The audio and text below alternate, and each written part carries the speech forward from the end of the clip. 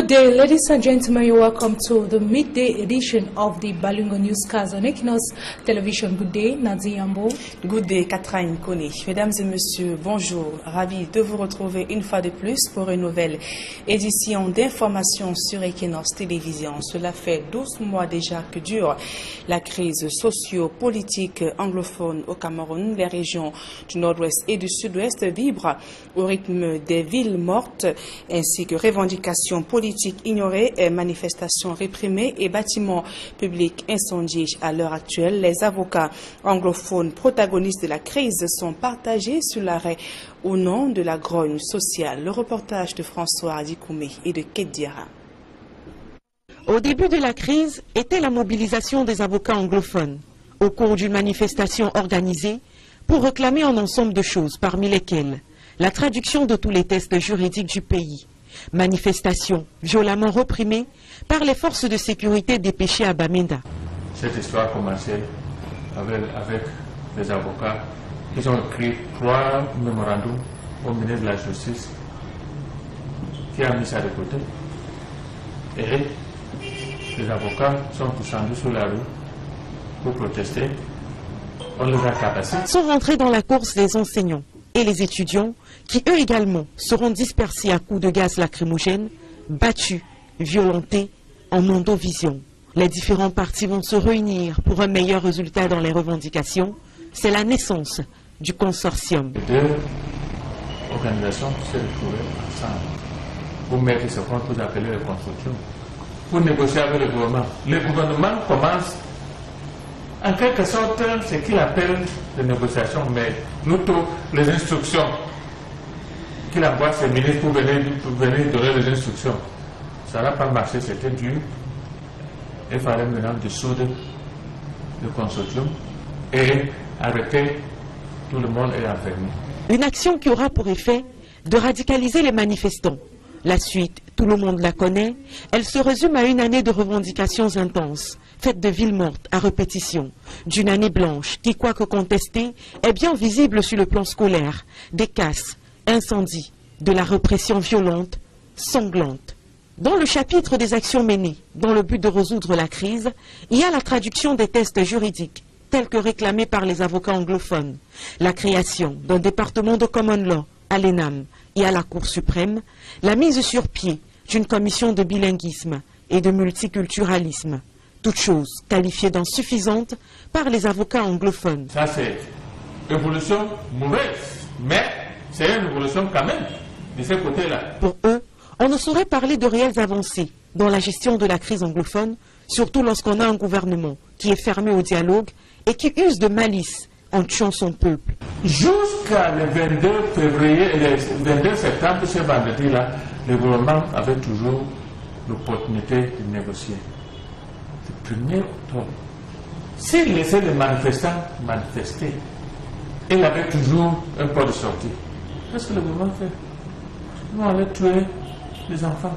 Est-ce que le gouvernement peut faire une guerre contre ses propres peuples non armés? Les gens étaient avec les armes de paix. Il faut qu'ils descendent un peu pour rencontrer ces peuples. Il y aura de réelles avancées, disent-ils, à condition toutefois que le président de la République descende de son piédestal pour un dialogue franc, avec un appui extérieur. Il faut maintenant qu'un tiers, un médiateur, un tiers, se mêle. Et la négociation ne peut pas avoir lieu au Cameroun. Parce que le gouvernement a perdu toute crédibilité avec les anglophones. Et toujours concernant la crise anglophone au Cameroun, l'ambassadeur d'Allemagne au Cameroun appelle le gouvernement à un dialogue véritable et transparent. Hans-Dieter Stell, qui était face à la presse hier à Douala, affirme également que l'effectivité de la décentralisation pourrait donc apporter des réponses aux différentes revendications. Georges Mitterrandam et Sylvestre Hippolyte Zangaou.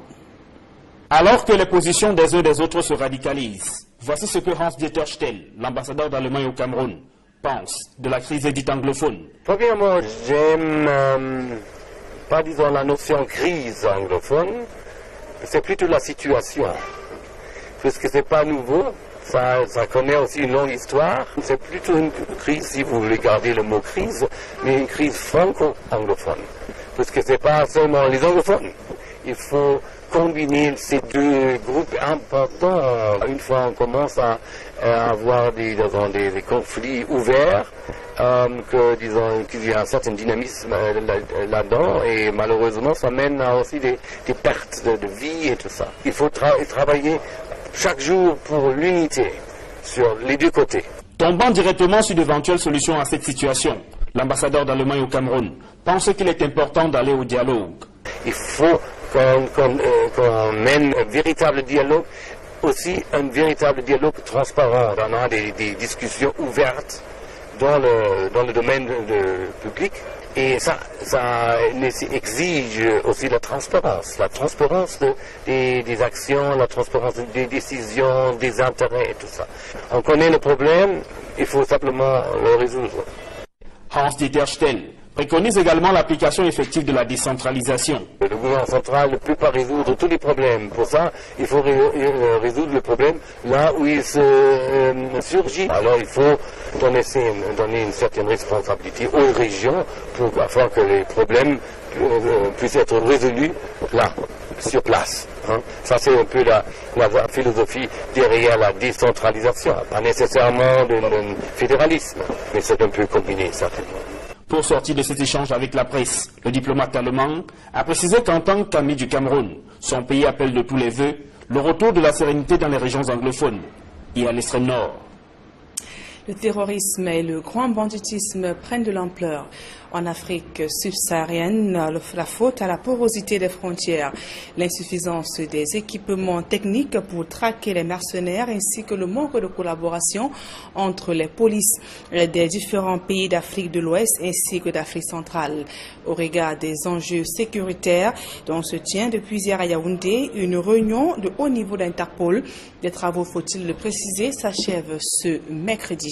Plus de précisions dans ce reportage d'Emmanuel Diop et de Guizou.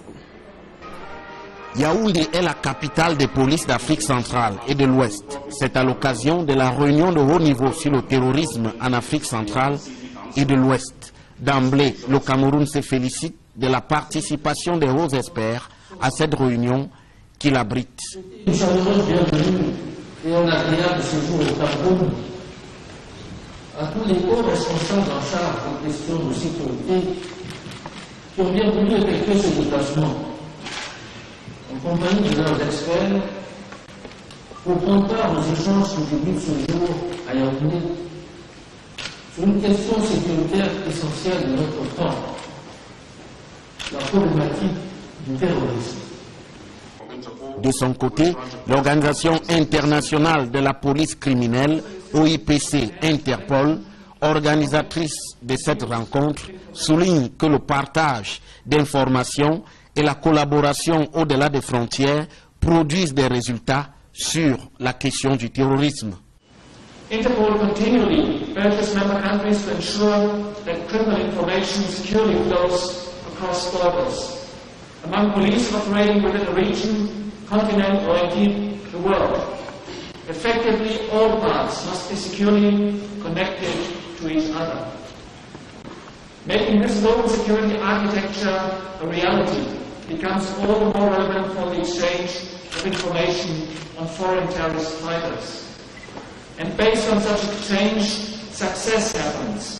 Il est donc question en filigrane, indique-t-on encore à Interpol, de disposer des informations fiables pour se prémunir de ces actes de terreur. 2 jours de travaux seront nécessaires à Yaoundé pour affiner les stratégies déjà en cours pour contrecarrer Boko Haram, Al-Qaïda au Maghreb islamique, AQMI, et l'État islamique, EI, dont le bilan cumulé des attentats et autres attaques a fait plus de 2000 morts à ce jour. Une lutte qu'Interpol dit permanente devant l'hydre du terrorisme qui se renouvelle sans cesse. Le public reportage à présent, l'Institut universitaire du Golfe de Guinée vient de célébrer la 25e édition de la fête des lauréats. Près de 3700 ont reçu les parchemins. C'était au cours d'une cérémonie riche en couleurs qui s'est déroulée à l'esplanade de la maison du parti de Bonanjo à Douala. Reportage. Parés de leurs plus belles toges, souriants, confiants et surtout fiers d'être les stars du jour, les étudiants de l'Institut universitaire du Golfe de Guinée, dans un décor féerique et devant les personnalités de divers ordres, reçoivent leur parchemin. Ils sont au total 3700 lauréats venus de divers pays africains tels que le Gabon, la République centrafricaine, la Guinée équatoriale et en grande majorité du Cameroun. Je me sens très bien. Aujourd'hui, je suis très fière. Je suis major de ma promotion, interne de laboratoire et vice-major national. Et j'invite tous ceux qui veulent faire dans la santé, et plus précisément dans le laboratoire, de fréquenter à EEG parce qu'à ISA, on a les meilleurs enseignants, on a le meilleur laboratoire, il y a tout le matériel disponible. Et je vais dire vraiment, la formation là-bas est de qualité. I'm so grateful for my school EEG for the great opportunity and the formation, everything. I'm so proud of my school and thank you. I'm counting on everybody who wants to come to EEG. It's a great school, it's a great experience. Le président de l'Institut universitaire du Golfe de Guinée, qui préside la cérémonie, exprime son entière satisfaction et annonce de nouveaux challenges. 5 nouvelles spécialités verront le jour dans les filières finales. Génie informatique, la spécialité génie logiciel. Dans la filière réseau et télécommunications, la spécialité télécommunications, réseau et sécurité verra le jour. L'Institut universitaire du Golfe de Guinée, c'est un centre de formation professionnelle par excellence, doté d'infrastructures de pointe et d'un corps enseignant qualifié. Illustration parfaite avec les spécialités suivantes qui ont obtenu un taux de réussite de 100% au cours de l'année académique 2016-2017. Il s'agit des filières kinésithérapie, techniques de laboratoire, soins infirmiers. Merci l'UIG. Vous êtes un établissement à féliciter. Majors nationaux, marketing, commerce, vente et Léondé Kagnac Céline. Des primes spéciales d'une valeur de 350 000 francs CFA ont été remises aux majors et vice-majors nationaux 2017. Merci à tout le staff encadré de EEG pour la formation et tous les efforts qu'ils fournissent pour donner aux jeunes une formation de qualité. L'Institut universitaire du Golfe de Guinée regroupe 3 grandes écoles de formation basées dans le même campus à Bassa Douala. L'Institut universitaire du Golfe de Guinée forme en BTS, HND, DCEP entre autres. L'Institut universitaire du Golfe de Guinée, le chemin de l'excellence depuis 1993.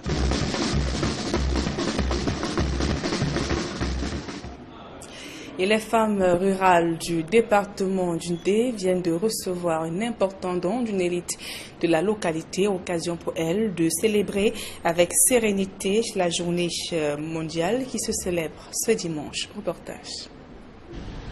En prélude à la 22e édition de la Journée mondiale de la femme rurale, qui se célèbre dimanche prochain, les 4 réseaux des associations féminines que compte le département du Ndé à l'ouest Cameroun se sont vus dotés de pagnes. L'initiative est d'une brave élite du Ndé, M. Zouandjo Yota Eugène, qui a bien voulu pour cette édition encourager la gente féminine. Le département du Ndé de 200 pagnes pour les femmes, dont 100 pagnes pour l'arrondissement de Bassamba. À Bassamba, où le donateur s'est tout d'abord rendu, c'est le maître des lieux, M. Moutapeme Pofura Mamouda, sous-préfet du coin, qui a tenu à saluer ce geste à l'endroit des femmes. De Bassamba, en boîte de pas, et nous viennent en appui, parce que sans vous, l'élite, le sous-préfet ne fait pas grand-chose. Je vous remercie. Il y a noté que c'est Bassamba qui a été choisi pour abriter dimanche prochain cette 22e édition de la Journée mondiale de la femme rurale. Monsieur le sous-préfet, c'est dans cette salle, donc on vous a communiqué le nom des élites de Bassamba.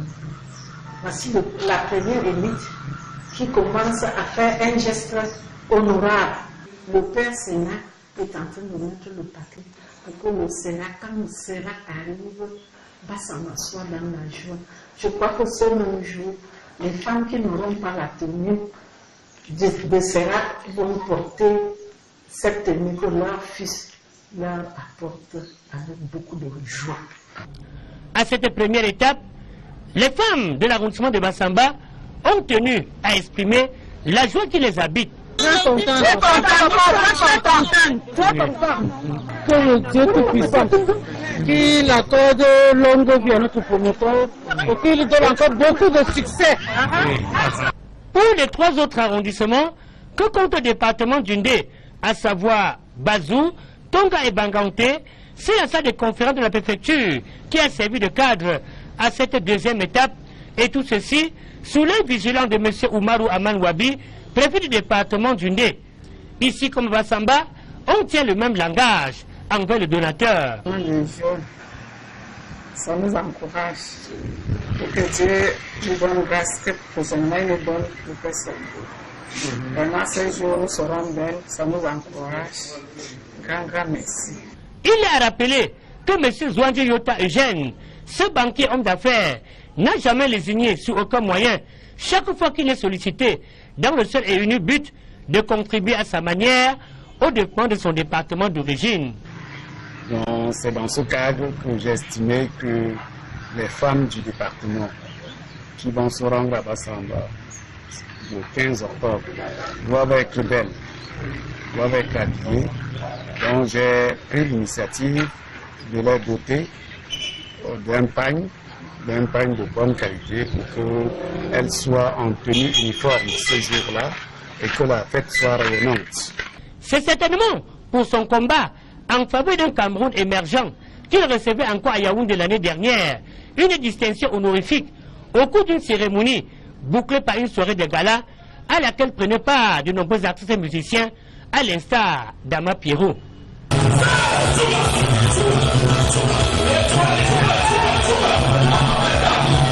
À présent, la deuxième partie de ce journal avec vous, Catherine Koli.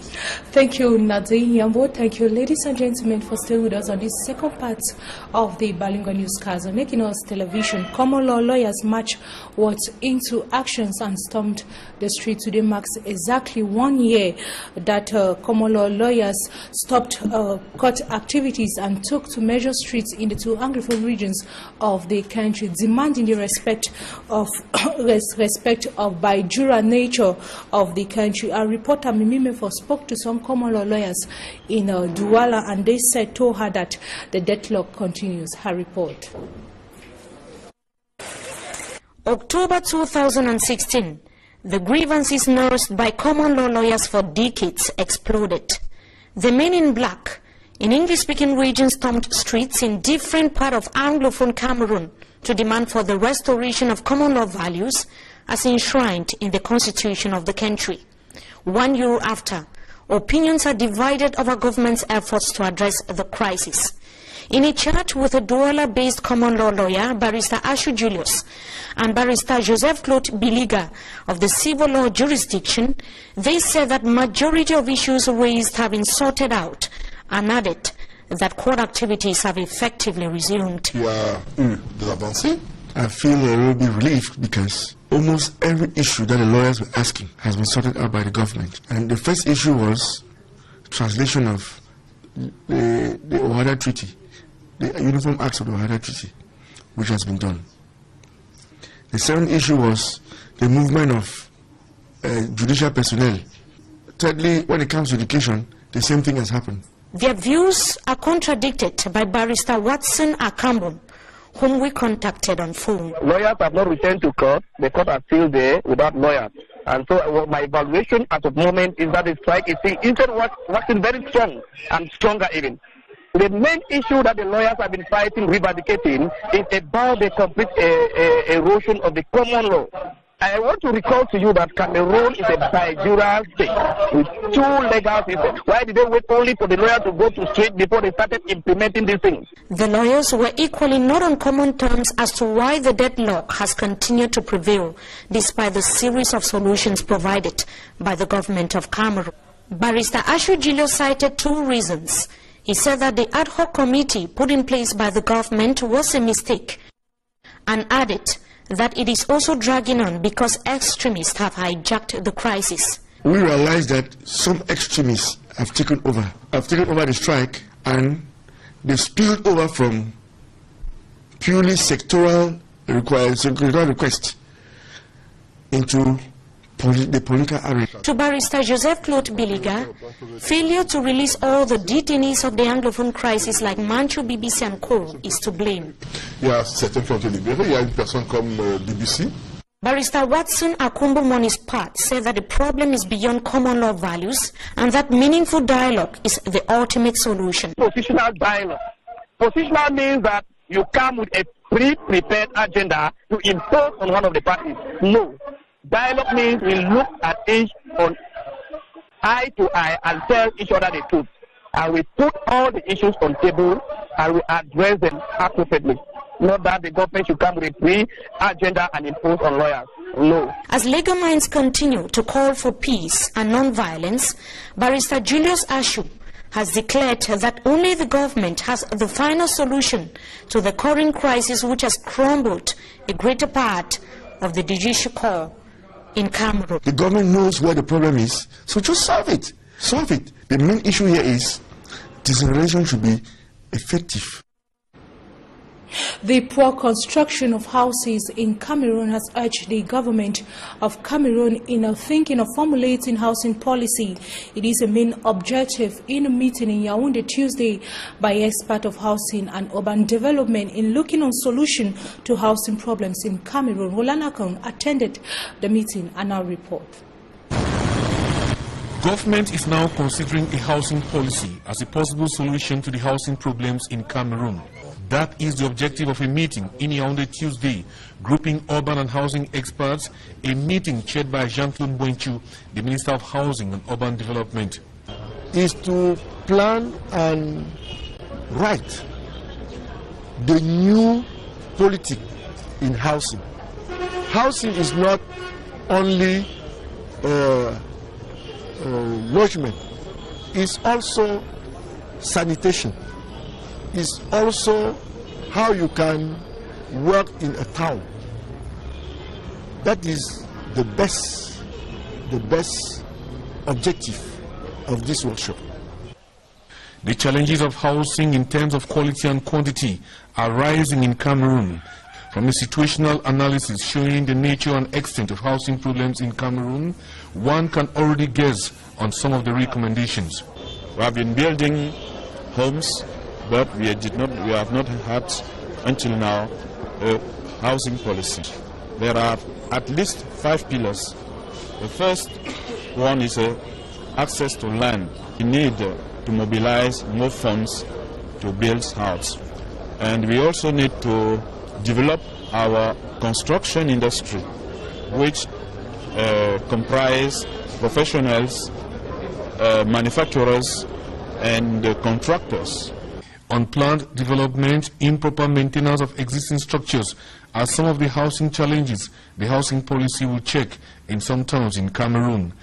This period where we have a university center in Kumba, that area there will be a new layout in those areas, and from this new layouts we shall now want the Maïtiu, the Credit Foncier, the FECOM to come in to restructure the housing program in Kumba. Housing is a crucial basic need of every human being, just like food and clothing. It is even considered as one of the best indicators of a person's standard of living and his place in the society. High crime wave and burglary has continued to be a major problem in Cameroon's economic capital, Douala, at the Mabanda market in the Douala 4 municipality.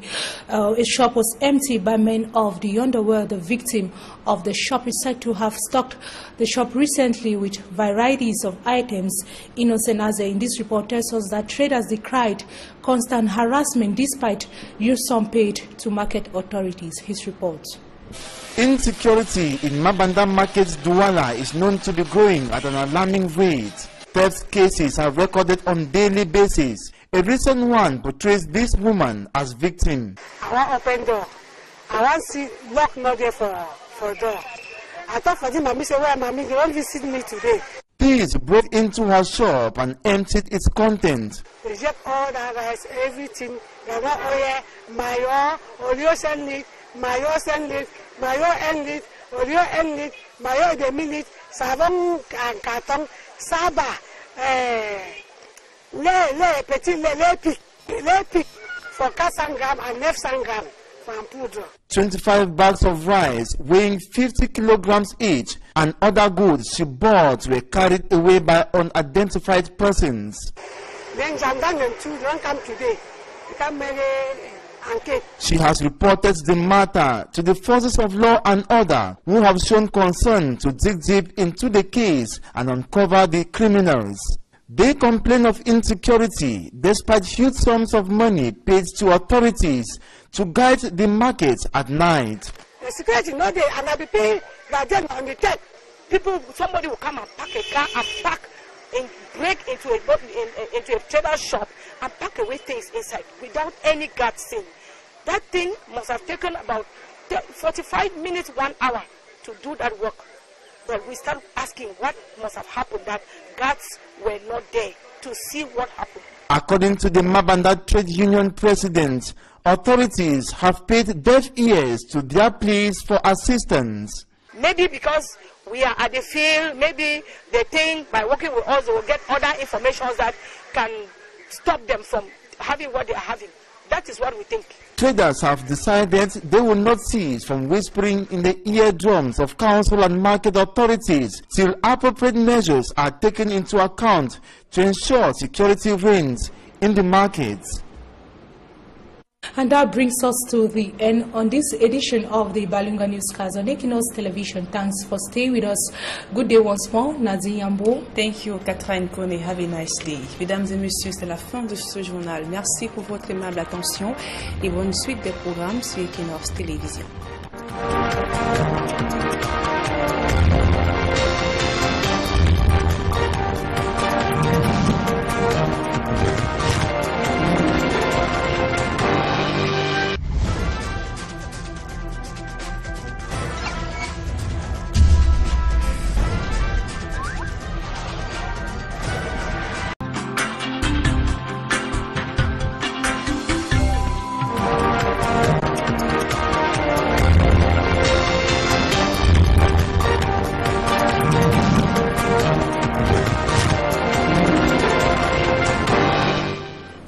Good day, ladies and gentlemen. You're welcome to the midday edition of the Balunga Newscast on Equinos Television. Good day, Nazi Yambo.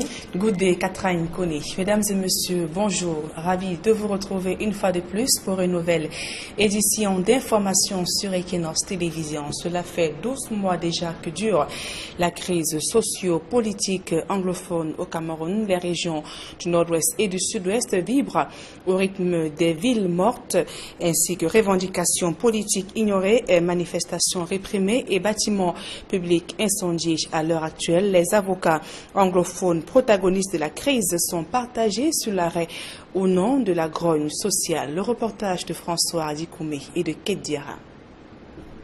Au début de la crise était la mobilisation des avocats anglophones au cours d'une manifestation organisée pour réclamer un ensemble de choses, parmi lesquelles la traduction de tous les textes juridiques du pays.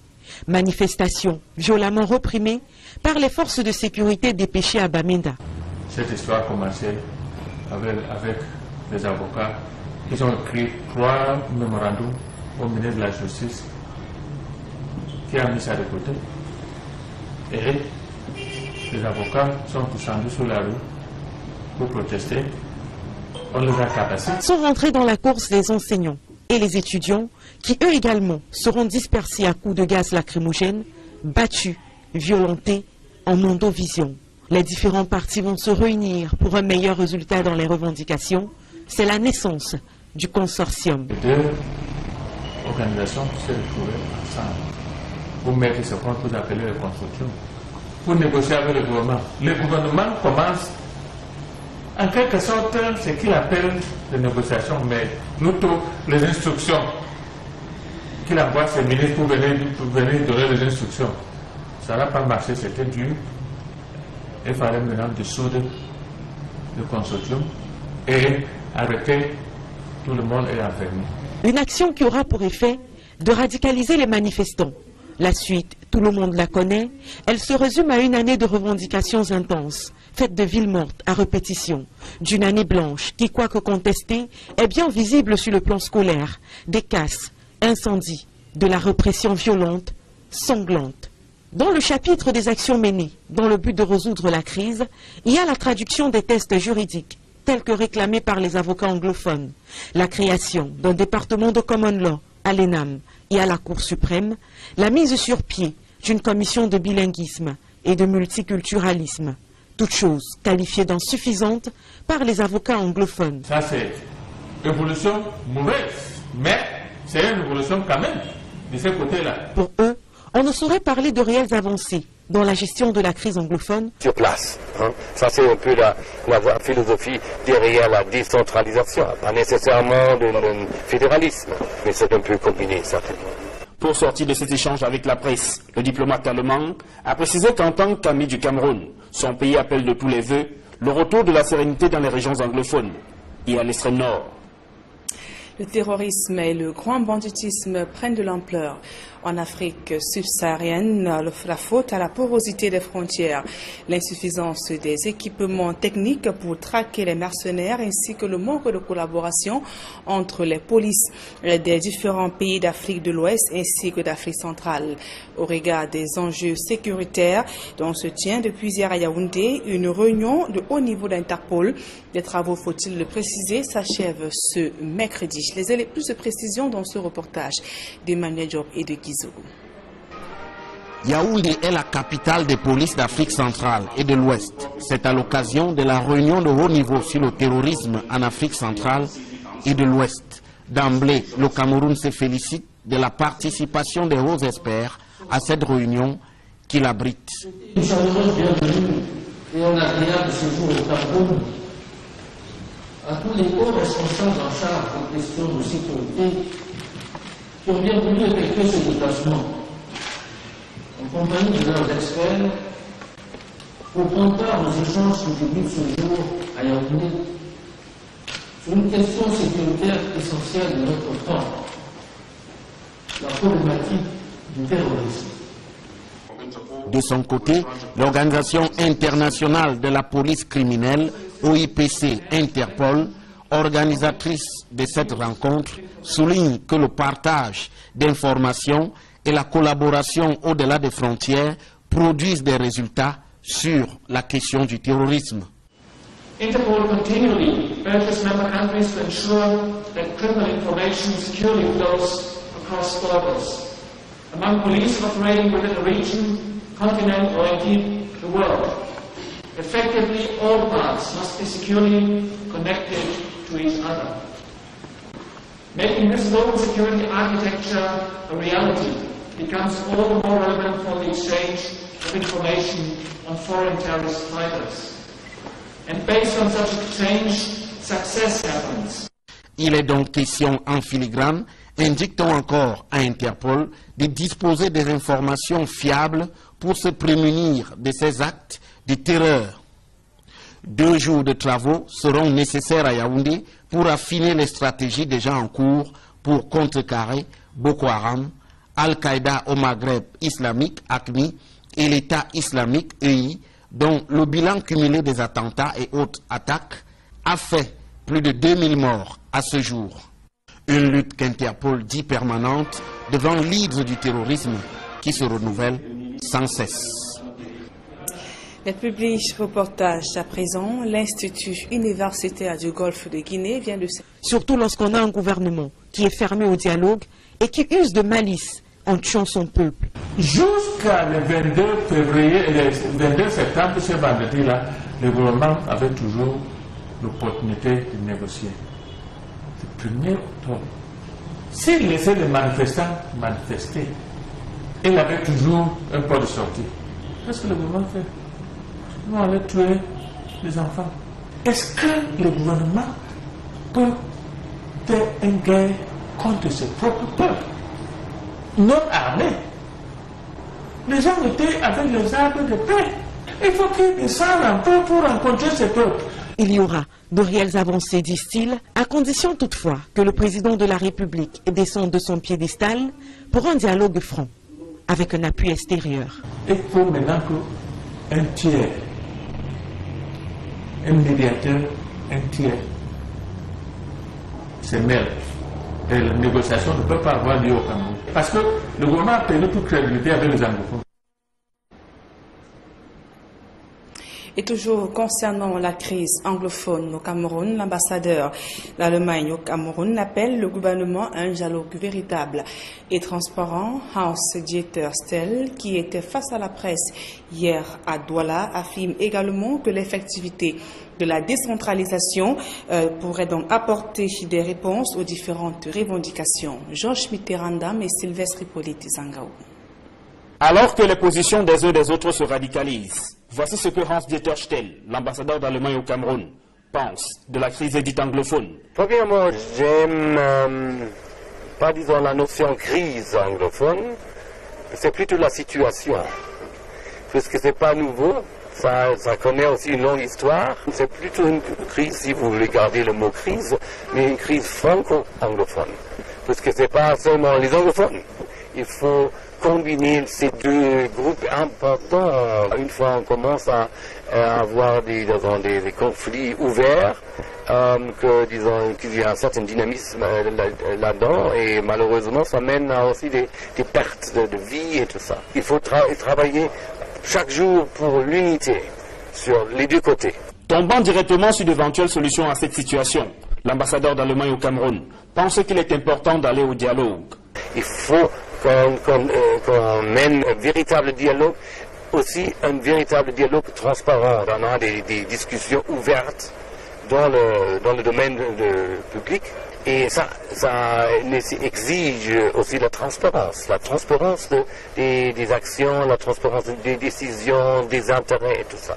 On connaît le problème, il faut simplement le résoudre. Hans-Dieter Stell préconise également l'application effective de la décentralisation. Le gouvernement central ne peut pas résoudre tous les problèmes. Pour ça, il faut résoudre le problème là où il surgit. Alors il faut donner une certaine responsabilité aux régions afin que les problèmes puissent être résolus là. Célébrer la 25e édition de la fête des lauréats, près de 3700 ont reçu les parchemins. C'était au cours d'une cérémonie riche en couleurs qui s'est déroulée à l'esplanade de la maison du parti de Bonanjo à Douala. Reportage. Parés de leurs plus belles toges, souriants, confiants et surtout fiers d'être les stars du jour, les étudiants de l'Institut universitaire du Golfe de Guinée, dans un décor féerique et devant les personnalités de divers ordres, reçoivent leur parchemin. Ils sont au total 3700 lauréats venus de divers pays africains tels que le Gabon, la République centrafricaine, la Guinée équatoriale et en grande majorité du Cameroun. Je me sens très bien. Aujourd'hui, je suis très fière. Je suis major de ma promotion, interne de laboratoire et vice-major national. Et j'invite tous ceux qui veulent faire dans la santé, et plus précisément dans le laboratoire, de fréquenter à ESG parce qu'à ISA, on a les meilleurs enseignants, on a le meilleur laboratoire, il y a tout le matériel disponible. Et je vais dire vraiment, la formation là-bas est de qualité. I'm so grateful for my school, EUG, for the great opportunity and the formation, everything. I'm so proud of my school. And thank you. I'm counting on everybody who wants to come to EUG It's a great school, it's a great experience. Le président de l'Institut universitaire du Golfe de Guinée, qui préside la cérémonie, exprime son entière satisfaction et annonce de nouveaux challenges. 5 nouvelles spécialités verront le jour dans les filières finales. Génie informatique, la spécialité génie logiciel. Dans la filière réseau et télécommunications, la spécialité télécommunications, réseau et sécurité verra le jour. L'Institut universitaire du Golfe de Guinée, c'est un centre de formation professionnelle par excellence, doté d'infrastructures de pointe et d'un corps enseignant qualifié. Illustration parfaite avec les spécialités suivantes qui ont obtenu un taux de réussite de 100% au cours de l'année académique 2016-2017. Il s'agit des filières kinésithérapie, techniques de laboratoire, soins infirmiers. Merci l'UIG. Vous êtes un établissement à féliciter. Majors nationaux, marketing, commerce, vente et Léondé Kagnac Céline. Des primes spéciales d'une valeur de 350 000 francs CFA ont été remises aux majors et vice-majors nationaux 2017. Merci à tout le staff encadré de EEG pour la formation et tous les efforts qu'ils fournissent pour donner aux jeunes une formation de qualité. L'Institut universitaire du Golfe de Guinée regroupe 3 grandes écoles de formation basées dans le même campus à Bassa-Douala. L'Institut universitaire du Golfe de Guinée forme en BTS, HND, DCEP, entre autres. L'Institut universitaire du Golfe de Guinée, le chemin de l'excellence depuis 1993.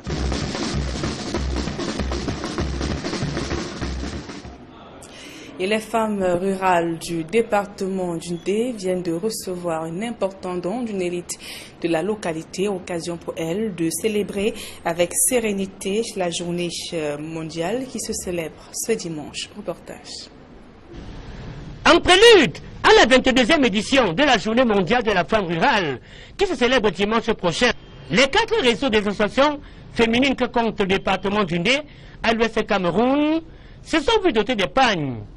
L'initiative est d'une brave élite d'Undé, M. Zouandjo Yota Eugène, qui a bien voulu pour cette édition encourager la gente féminine. Le département d'Undé de 200 pagnes pour les femmes, dont 100 pagnes pour l'arrondissement de Bassamba. À Bassamba, où le donateur s'est tout d'abord rendu, c'est le maître des lieux, M. Moutapeme Pofura Mamouda, sous-préfet du coin, qui a tenu à saluer ce geste à l'endroit des femmes. De Bassamba, en boîte de pas, et nous viennent en appui, parce que sans vous, le sous-préfet ne peut pas grand-chose. Je vous remercie. Il est à noter que c'est Bassamba qui a été choisi pour abriter dimanche prochain cette 22e édition de la Journée mondiale de la femme rurale. Monsieur le sous-préfet, c'est dans cette salle qu'on vous a communiqué le nom des élites de Bassamba. Voici la première élite qui commence à faire un geste honorable. Le Père Sénat est en train de mettre le paquet pour que le Sénat, quand le Sénat arrive, Bassamba soit dans la joie. Je crois que ce même jour, les femmes qui n'auront pas la tenue de Sénat vont porter cette tenue que leur fils leur apporte avec beaucoup de joie. À cette première étape, les femmes de l'arrondissement de Bassamba ont tenu à exprimer la joie qui les habite. Très content, que le Dieu Tout-Puissant, qu'il accorde longue vie à notre promoteur et qu'il donne encore beaucoup de succès. Pour les 3 autres arrondissements que compte le département d'Undé, à savoir Bazou, Tonga et Banganté, c'est la salle de conférence de la préfecture qui a servi de cadre à cette 2e étape, et tout ceci sous l'œil vigilant de M. Oumarou Amanwabi, préfet du département d'Undé. Ici comme Bassamba, on tient le même langage envers le donateur. Ça nous encourage. Et que Dieu nous donne grâce, que pour son main nous donne pour personne. Vraiment, ces jours nous serons belles, ça nous encourage. Grand merci.